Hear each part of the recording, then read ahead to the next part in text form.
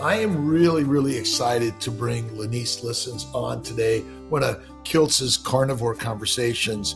And it isn't about eating meat or being a carnivore, but it has something to do with being a lioness and a lion. Oh. And a self-love coach, works with many organizations around the globe in order to help companies, individuals transform their lives in ways that maybe we don't all see ourselves. And I was on a plane from Syracuse to Atlanta, and I saw this really interesting young woman. And there's so many people and in and around before we get on an airplane, and you notice people, and then our brain's kind of like, well, I wonder what that person does, or that person does, or that person does. And then I find myself sitting with Laniece and up in a Delta to Atlanta. And what was it that got us going on that? Did you asked me, what am I reading? You were reading something, and I was like, oh, that looks interesting. What are you reading? What was I reading? I believe, was it obviously something around self-growth, but it was James Neville, was it? Oh, Neville Goddard. Yes, Neville Goddard. That's what it is. Neville Goddard. Neville Goddard. That's exactly. Yes.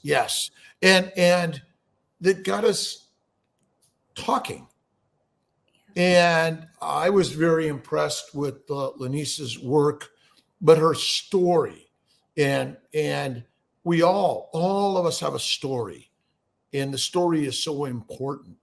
And been through so much. And as a fertility doctor, I work with women, men, individuals, couples, families that are suffering. And the emotional part of it is really something that maybe as a physician, you sometimes think we're just here to do the work to get you pregnant, but all those emotions. So at least tell us a little bit about yourself and how you got to the journey you're on. Oh, okay. Yes. So one, how God sent was that moment that you were next to me. And I tell you my story. I think you didn't even tell me you were a doctor yet. You just asked me what I did. And I kind of told you how I came to be in the work that I'm in right now. But so to get into how I came to be a self-love coach and do this work is I was pregnant with twins, me and my husband. And we were about 22 weeks pregnant. And I had went to work. I went to PT. So I'm prior active duty Air Force. I had went to work that morning and we had workouts, and I did my workout to the best of my ability because, you're carrying twins. I was pretty big, pregnant with a boy and a girl. And while I was at work, I had some pains. And after having some pains, I told my supervisor at the time that, something doesn't feel right. And his response to me was, well, who's going to cover the front desk? And in that moment, it was a lot. I ended up leaving and I went to the hospital, and through some, I don't want to call it mishandling because I believe that everything happens for a reason, but through some issues, my sac was punctured and I went into preterm labor. Wow. And so I was in the hospital in a bed, inverted for about 5 days. They told me if I could make it to the end of the week, they would fly me to a NICU hospital who could handle the twins at 23 weeks. And I got to the 5th day. I turned to my husband and I said, happy anniversary. And I came down with a terrible fever. Oh. And while I had this fever, the doctor came in and said, it's either you deliver the twins or we have the potential to lose all of you. And at that point, I just could understand how, I was healthy. I was fit, it was all of the things. I already had my daughter. And I was really questioning God, why would you want me to? So I initially said, from what I can remember, what people have said back to me, my husband had said, we'll all go. We'll all, if that's the case. And then my husband had said to me, we can have more children. There's only you. Mm.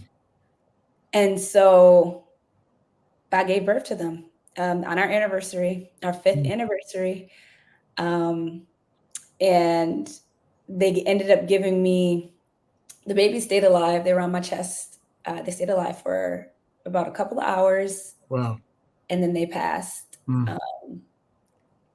And that broke something in me, right? Like that broke every false narrative I was carrying with me, everything that I thought that I should have been or could have been. And it sent me on a journey. It sent me dark first, right? I went deep and dark first to come out to the other side of hope and light and learning to love myself. But it was what initiated everything. Like had I not lost the twins, I know I wouldn't be doing the work in the capacity in which I do it. So that's what really started everything for me was losing the twins. And so tell us a little bit about where you are now in what you do to inspire others. And I think that'll kind of bring the story together in a way that suffering somehow strengthens us to move forward. And it seems to me you're such an inspiration to help others who are suffering through your suffering. 100%. Like one thing I do say to everyone is the twins gave me my second breath to another life that I never knew that I was going to be doing, like this kind of work that I'm doing with women and in the spaces I speak. I went on the journey of finding who I was and how to love me in all of the parts. And once I figured out all of these things, I felt so good. I wanted to share it with other people. So I started with my friends and family, right? You get the people closest to you, like, hey, jump on the train. Like, let's take care of ourselves. Let's do this work.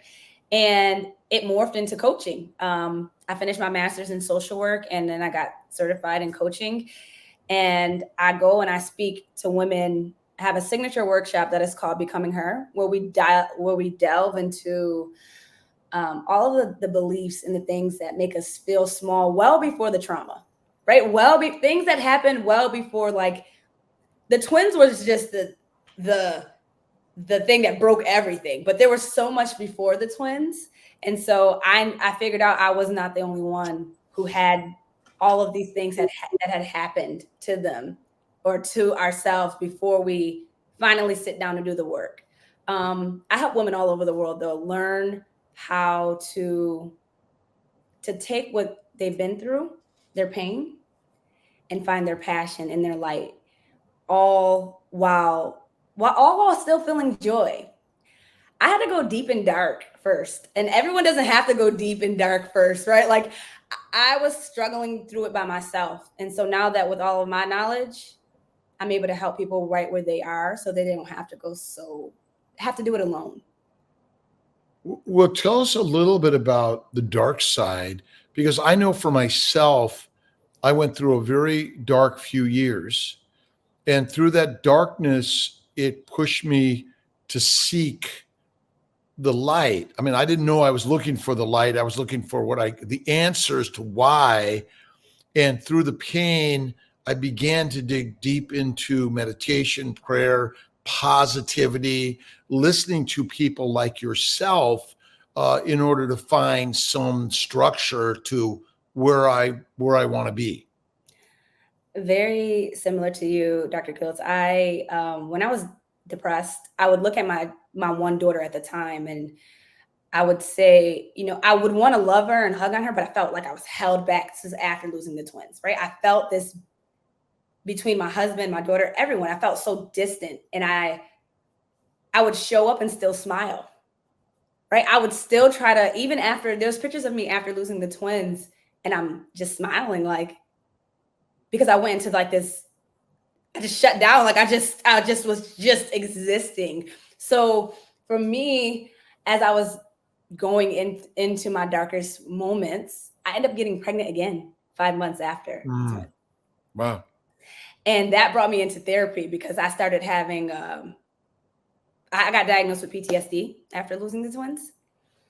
And so after getting pregnant with my son, my now middle son, I was so scared.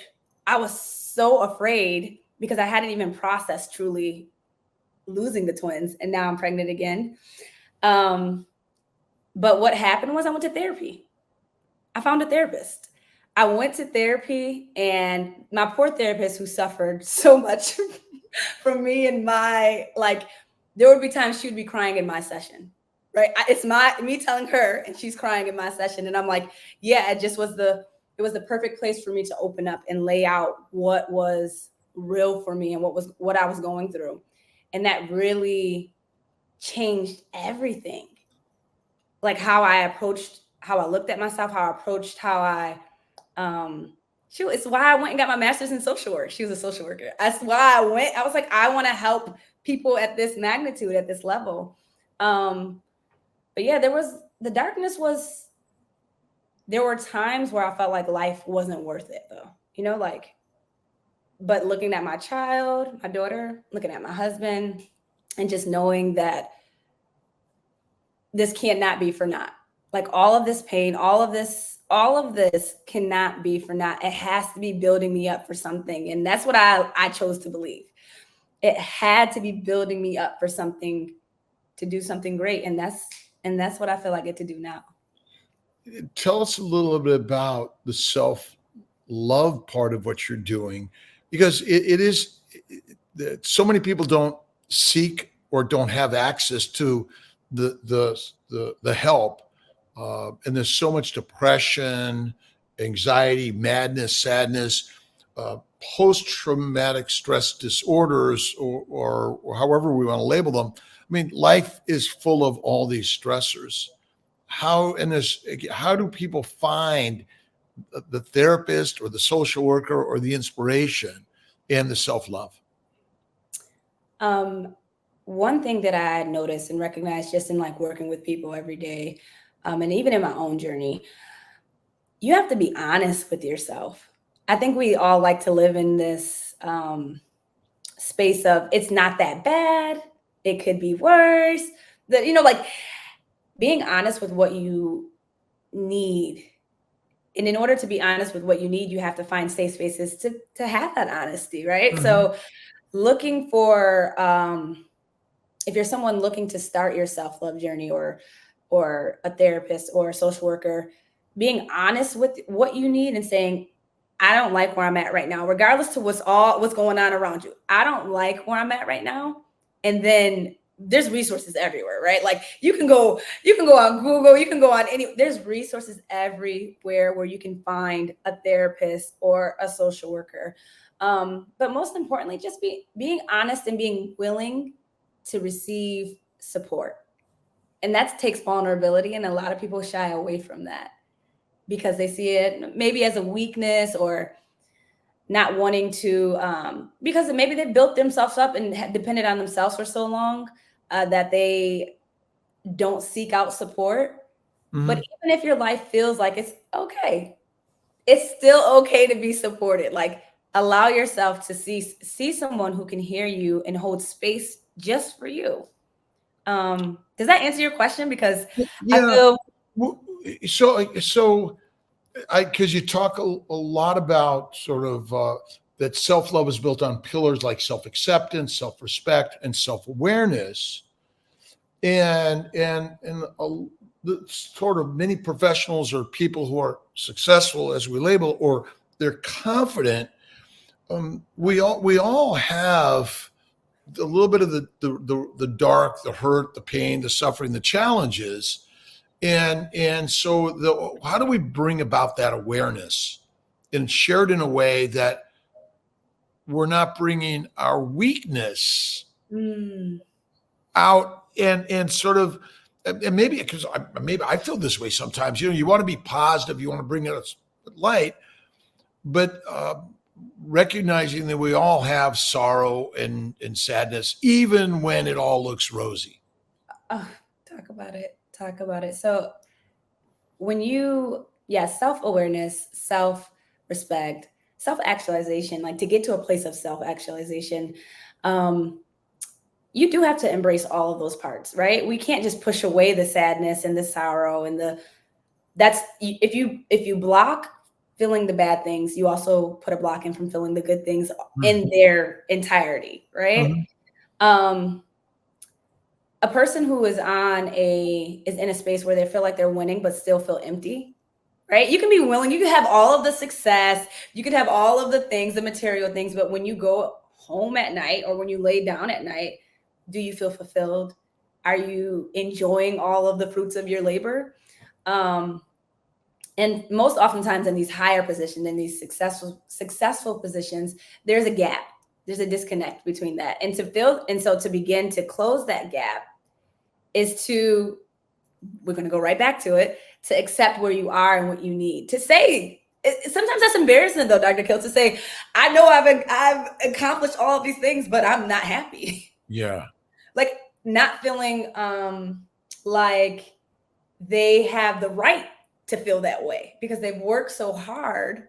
Their life looks beautiful, but do I have the right to feel like I'm not happy? And I'm here to say, yes, you do. Like I'm the person to say, yes, you do have the right to say that, because we get to look at what really and truly makes you happy. What's the thing about you that if you did it for free for the rest of your life, you would continue to do it because of your pure passion? Or, like that's what we get to look inside of versus what society says success is and living up to that expectation.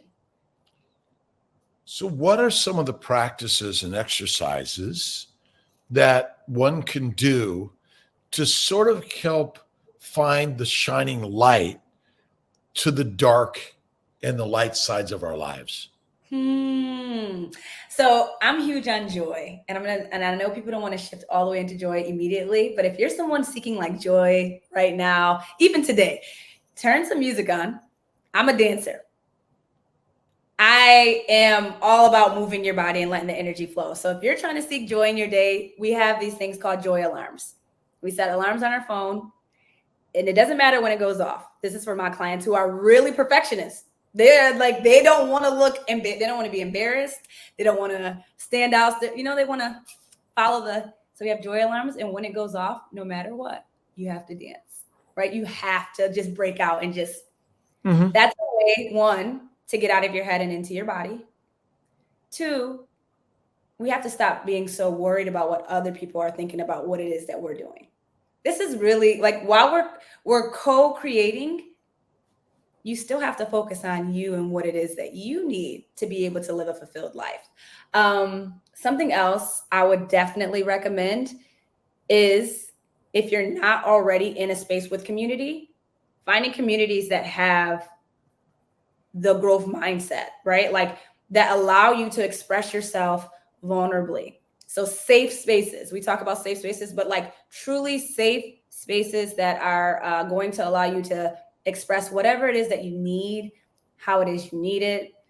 You may have been through some things that you've never said out loud. In those safe spaces, that is allowed, right? You can receive support in places that you've never received it. What else would I even give to someone? I'm very individualized in how I do things. So when you tell me what you're going through, I go through and I'm like, okay, well, this is what we're going to do to pull this out. But journaling is always top. Journaling, gratitude. And when people say gratitude, I know that we get tired of like, show gratitude for the things that you have, like wake up and be grateful.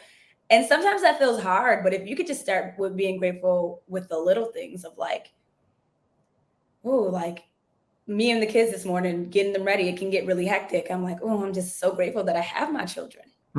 There was a time where I had two babies and they were taken from me. So I'm like, I'm so grateful. And yet I'm still rushed, right? And yet this is still a lot of overwhelm going on in here, but I'm so grateful.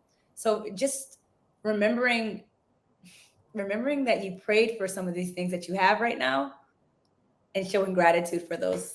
That is another way that I would say would help a person to become more self-aware, more in their body, in their life, in their present, like the present moment. Yeah. Laniece listens.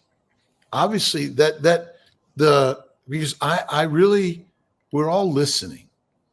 Right. But so I really think our auditory nature and a visual nature is so powerful.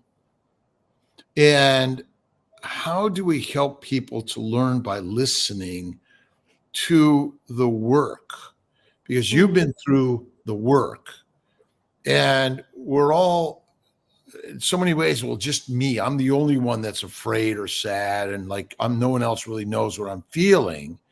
And how powerful have you found the therapy, the group community, in order to share the stories in that, you call it a safe space. It's safe space, meaning there are people that are listening also and responding with, I feel that, I've been there, I know that. And tell us a little bit about those experiences for yourself and others, because you have a community, and we can Yes. talk more about that and what you're doing around the world to help people form community. Yes. You know what, Dr. Kiltz, there's no better feeling than to be able to say something and feel like you're not alone in it. Myself personally, there were things that I expressed in therapy that I had never said out loud that I now speak on stages about, right? Because the story the story is still the same, but the power that it has over me is completely different, right? So in building communities, and what I see in building communities is when women hear other women share about how they are actually feeling, now not like the niceties, it's like they take a breath, like, good, because I was tired of wearing this mask, or like I was tired of pretending like this was okay. There's just nothing more powerful than knowing that you're not alone, and that there's nothing that you've done, the guilt, the shame, the hurt, all of the things that you've been through, that makes you less worthy. Like, I'm still worthy. Like, this is what these spaces, I'm still deserving. Like, it just reaffirms that I'm still deserving of love, of celebration, of support, regardless to if I didn't do this thing, or if I did do this thing, or if I, like, it's a place where you can forgive yourself out loud. And there's so much power in forgiveness. A lot of how I operated before I did the work was to outrun the things that I deemed made me undeserving, like the things I thought that was wrong about me. I was running from those parts. And I was achieving, right? I made all my ranks the first time. I was killing it. I was going to be somebody's CEO, definitely, or at least the Chief Master Sergeant of the Air Force. Like, this is where I was headed. And losing the twins made me stop and look at what I was running from. Yeah, stop dead in my tracks. Look what you're running from. And so when you can have spaces like therapy or communities and that are ran by people who deal like myself and others that are out there, it allows you to stop running. It allows you to look and be held and heard where you are. And there's nothing more. I say there's nothing more powerful, but like, it's so potent. It is so potent when you can do that you can no longer show up in the world the same. Something in you changes. Who is your coach that inspired you the most? Your cheerleader, the person or persons that you sort of like looked at, listened to, connected with? Okay. So we're going to go in 3. God first. Who was in me? God first, because I feel like I could not have done this without faith in something greater than myself. My husband has been one of my biggest supporters and coaches through everything. But in this work that I do, Preston Smiles. Preston Smiles was the coach who literally transformed how I coach, how I hold space. Just completely brought me into a world that I was yearning for. Right? I wanted a space where I did the therapy, I did the school, I had my master's. Like I was a therapist. I was practicing, but I went into this space and I was like, oh. He always would say to us, you cannot take someone where you've never been. And I live by that. Like I will go to the depths of myself so that when I see other people there, I can be like, oh, come on, I know a way. It may look different for you, but I know a way. But yes, it would be him. You've talked about your darkest times. Yeah. What has been your highest high, your brightest bright? I would say I had my son right after the twins, and then I had another son we waited about 5 years, and then we had him. And then getting to speak on world stages. My mother always told me I talked a lot, right? So to be in a space where it's now a profession and people want to hear me speak and want to hear what I have to say, that has been amazing. And then to know that the story and the legacy of the twins live on. Like they inspire other people. They create space for people to feel. But writing my book, oh, boom, highest high. It didn't come out yet. This is the proof. I love it. Becoming her. Yeah, the Odyssey to Truth. Oh, I love it. I love it. Writing my book. Can you share a quote or a bit of what we can all sort of look forward to? Let's see. Honestly, it just happened to be sitting here. Let's see. I'm sure I can share something. Oh, there we go. If you're always looking for an exit, you're never really in the room. And this is how I function. There, but never really present.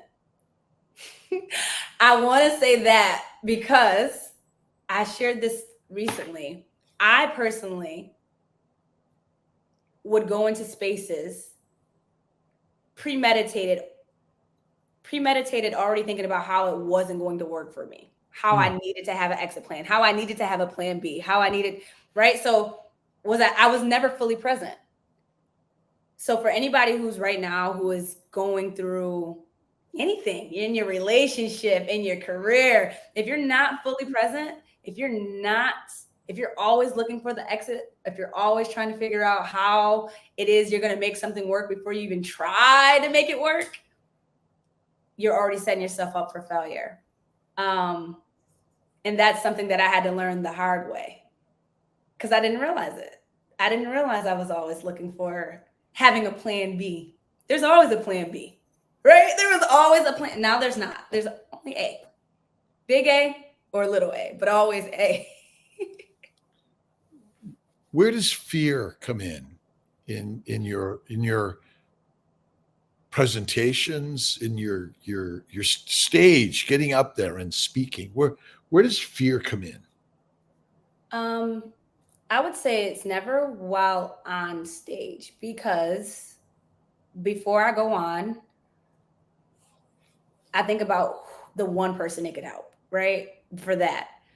Fear comes in for me when I'm by myself and I'm thinking like, am I doing it? Is this what am I making the right next step? Is this the right next step? Should I take this step? That is more so where fear comes in around what it is I'm building. Not when I'm doing that. When I'm speaking, when I'm holding workshops, it's like breathing.